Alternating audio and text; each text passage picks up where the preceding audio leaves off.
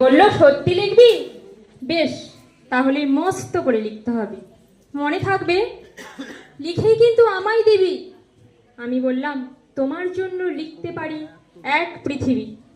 লিখতে লিখতে লেখা যখন সবে মাত্র 2-4 পাতা, হঠাৎ তখন ভূত চাপলো আমার মাথায়। খুঁজতে খুঁজতে চলে গেলাম ছেলেবেলার মেঘের মাঠে। গিয়েই দেখি চেনা মুখ তো একটিও নেই তল্লাটে। একজন কি মনে হলো ওরই মধ্যে অন্যরকম। এগিয়ে গিয়ে বলি তাকে, তুমি কি সেই মেঘবালিকা? তুমি কি সেই?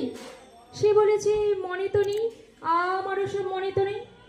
আমি বললাম, তুমি আমাকে লেখার কথা বলেছিলে, সঙ্গে আছে ভাসিয়ে দাও গাঁয়ের ছিলে। আর হ্যাঁ শোনো, এখন আমি মেঘ নই, আর সবাই এখন বৃষ্টি বলে ডাকে আমার, বৃষ্টি বলে ডাকি আমার।